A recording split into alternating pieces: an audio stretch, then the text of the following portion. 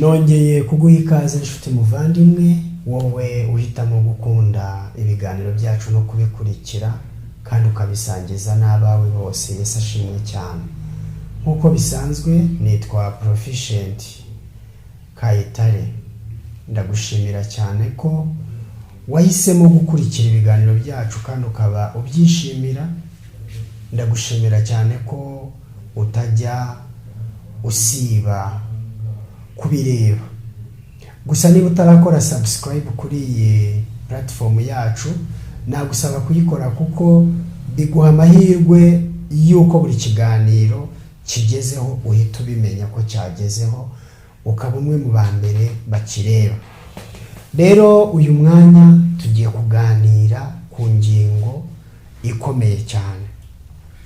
Iyo ngingo yerekeranye n'ikiganiro n'ubundi bushize twakoze tuvuga ngo mu gihe umuntu arwaye agomba kwita cyane ku mirire. Igihe umuntu arwaye agomba kwita cyane ku mirire. Buriya imirire ni ikintu gikomeye cyane kandi tuzakivugaho mu buryo busa naho bunonosoye noneho muri ibi biganiro bizakurikiraho, kuko imirire ni umuti. Umuhanga umwe yaravuze ngo hindura ibyo kurya byawe imiti, n'ibyo kurya n'imiti yawe ibe ibyo kurya. Let your medicine be foods and your foods be medicine. Reka ibyo kurya byawe bibe imiti kandi imiti yawe ibe ibyo kurya. Njya nkunda kubwira abantu ni wanga kurya ibyo kurya nk'imiti ukazarya imiti nk'ibyo kurya. Rero uyu mwanya tugiye kurebera hamwe ibyo ukwiriye kumenya ku mirire mu gihe urwaye cyangwa se utarwaye. Ibintu 12 tugiye kurebera hamwe ni ibintu bitabura kugira icyo bigufasha niba kuko wifuza gukira. Ngiye kubanza ngusomera aya magambo umuja w'Imana Ellen White yanditse mu gitabo cy'inama ku mirire n'ibyo kurya ku ipaji ya 257 mbere yuko turebera hamwe izi ngingo 12.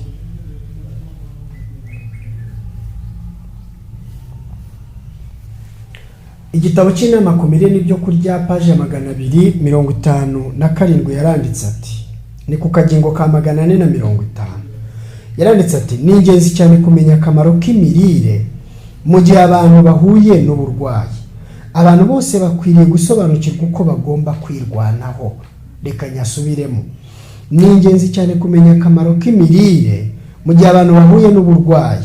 Abantu bose bakwiriye gusobanukirwa uko bagomba kwirwanaho. Niba rero ari ingenzi cyane kumenya akamaro k'imirire mu gihe abantu barwaye, reka turebere hamwe ibintu 12 ukwiriye kwitaho mu gihe unonosora iyi ngingo kandi urebera hamwe niba imirire yawe kuko iboneye. Ingingo ya mbere ni akamaro ko gutapfuna. Buriya abantu benshi barya ibyo kurya ariko ntibatapfune ngo babinoze. Gutapfuna ni ingenzi cyane. Ntabwo ukwiriye kurya ibyo kurya nk'ubinywa. Ukwiriye kurya ibyo kurya ukabitapfuna ukabinogereza.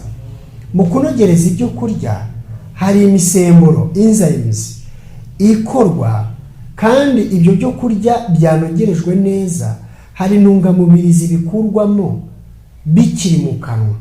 Izo ntungamubiri zikaba akamaro kazo n'ubundi gakoreshwa mu gihe ibyo kurya bikiri mu kanwa kandi bikanakomeza.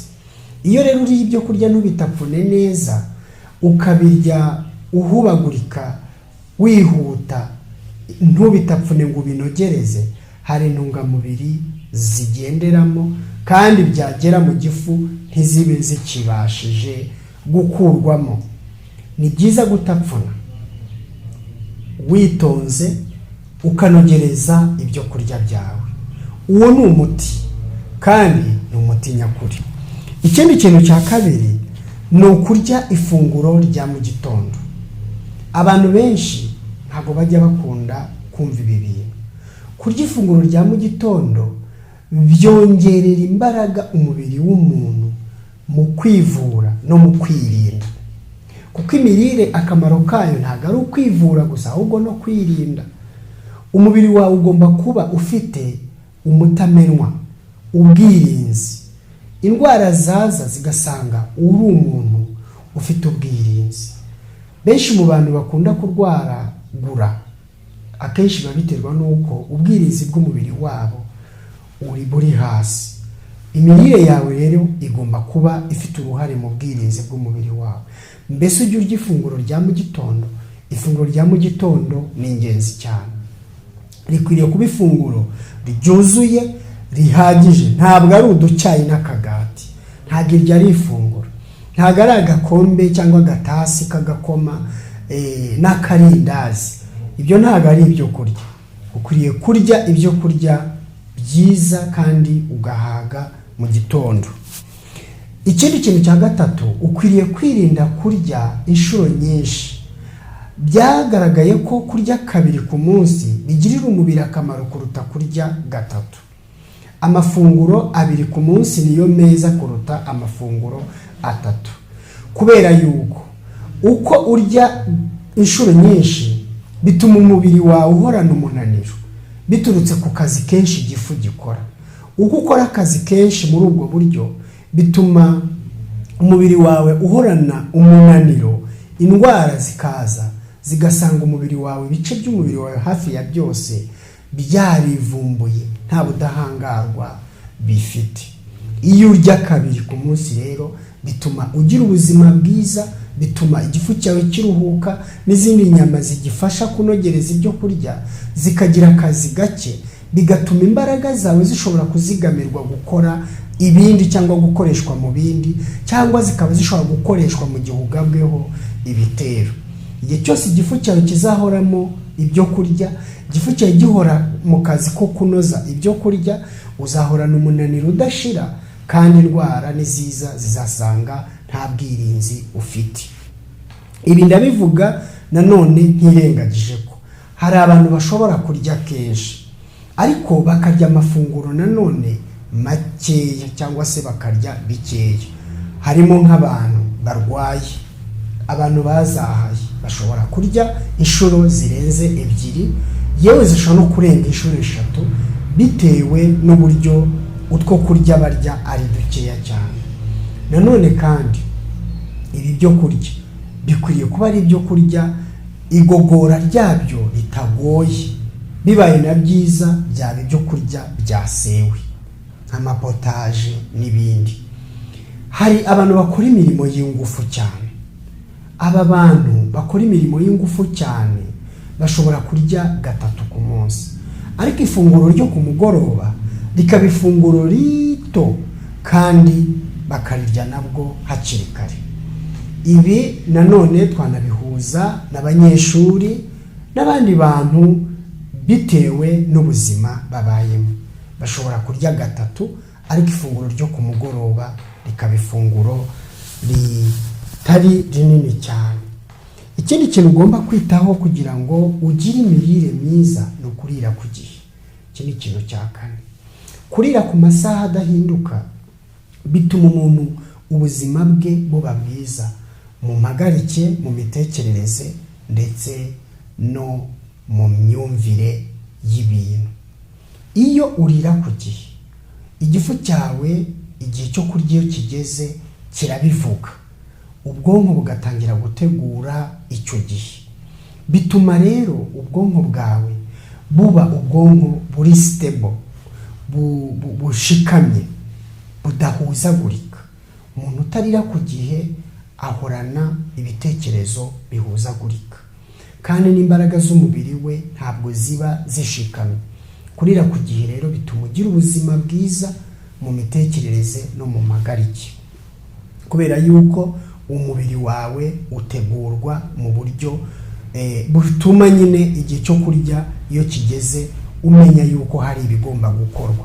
Ariko iyo ari ibintu bitungurana, umubiri wawe birawugora bikanawubangamira cyane.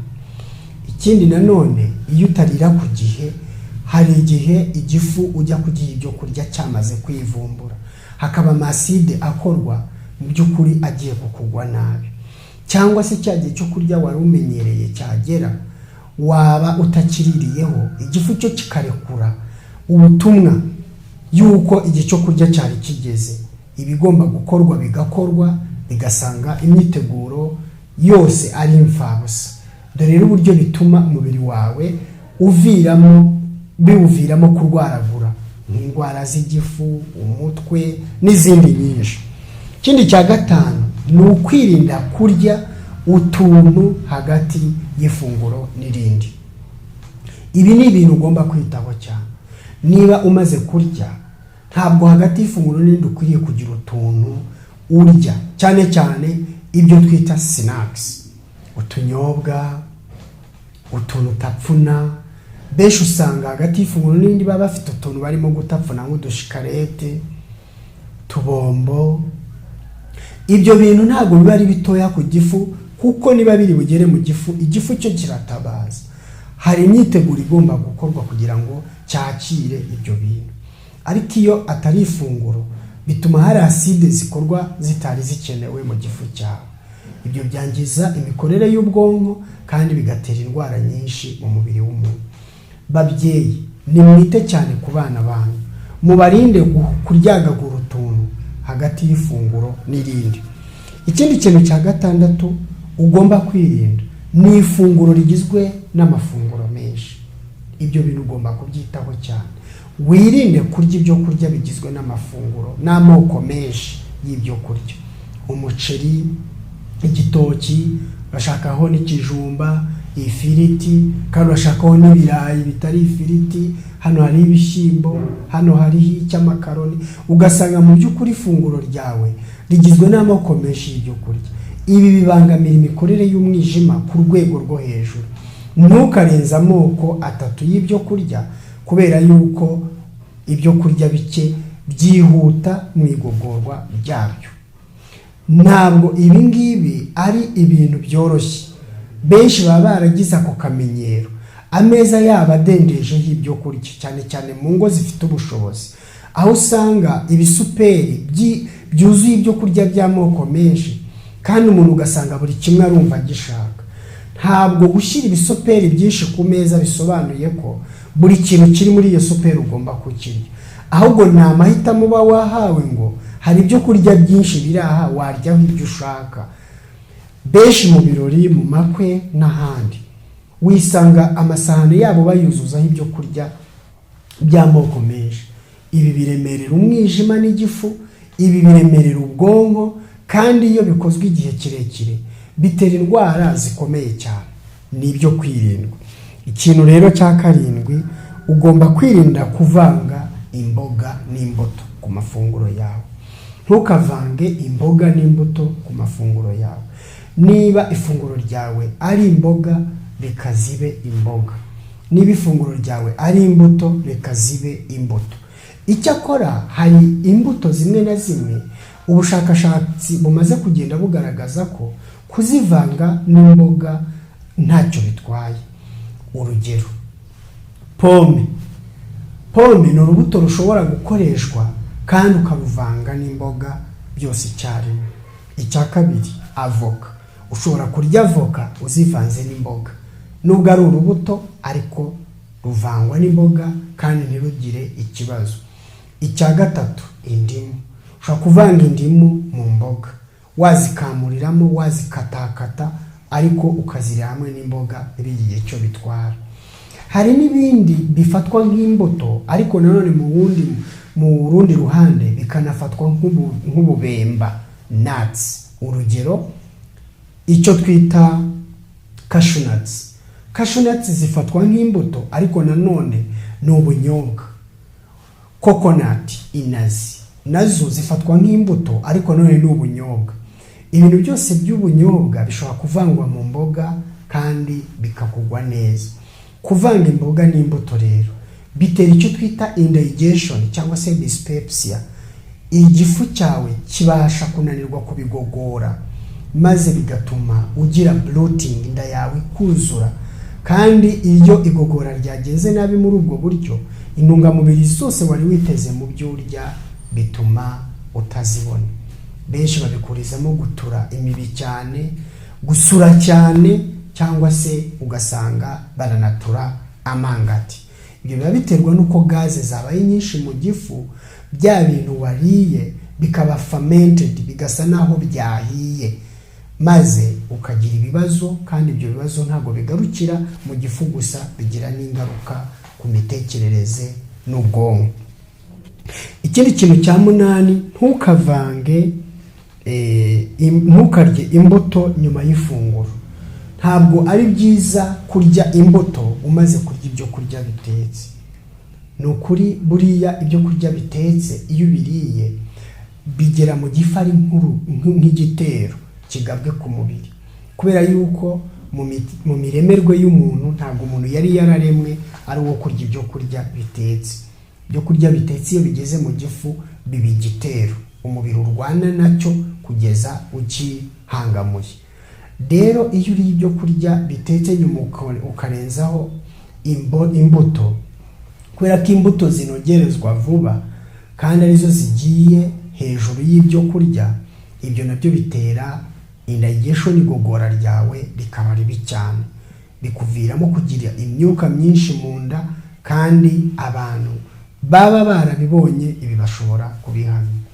Ahubwo noneho niba wari utabizi, ikintu cya 9 kiravuga ngo ukwiriye kurya ibidatetse mbere y'ibyo kurya bitetse.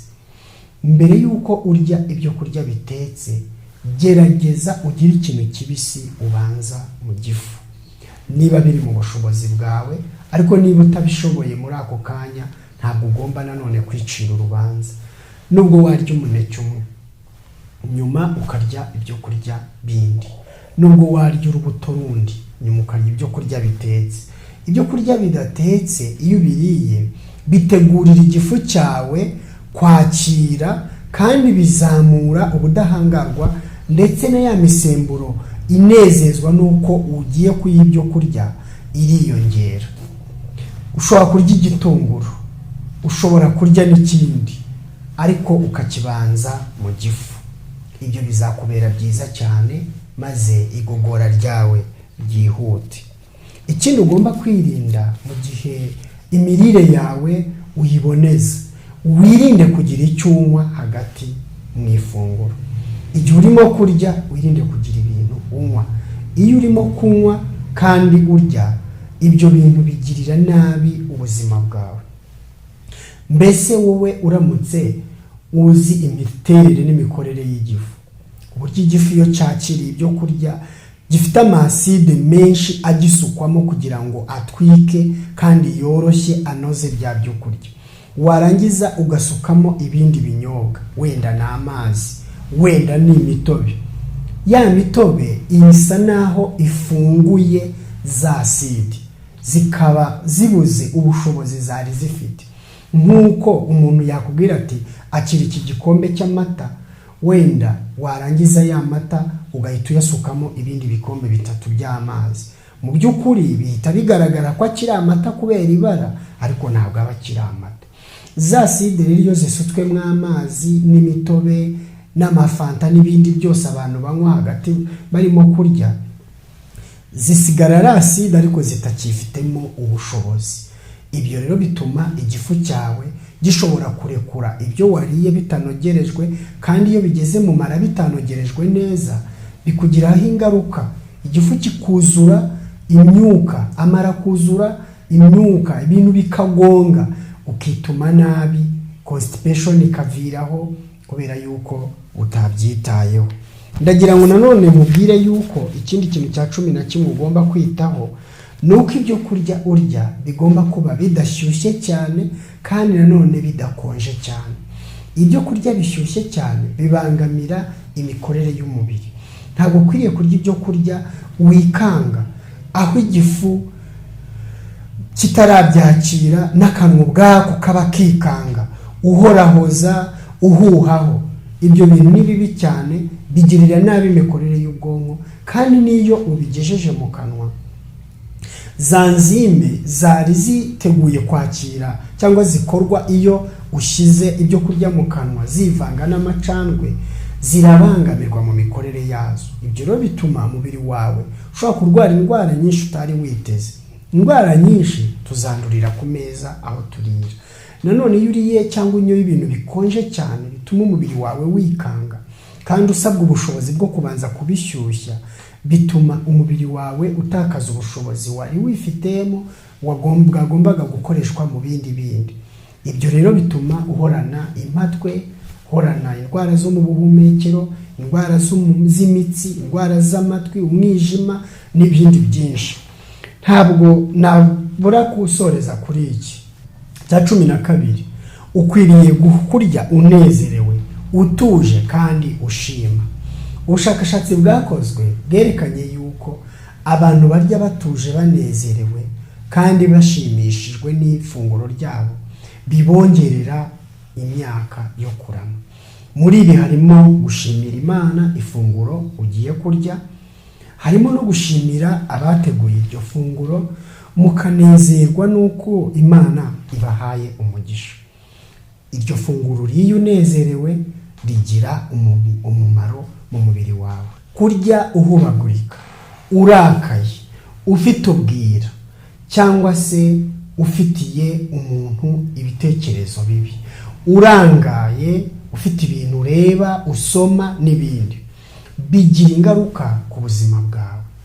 Ubuzima bwawe buzarushaho kuba bubi niyo waba ubona ibyo kurya. Ntabwo ikibazo ari ibyo turya, ahubwo ni uburyo tubirya. Ntabwo ikibazo ari ibyo turya, ahubwo ni igihe tubirira.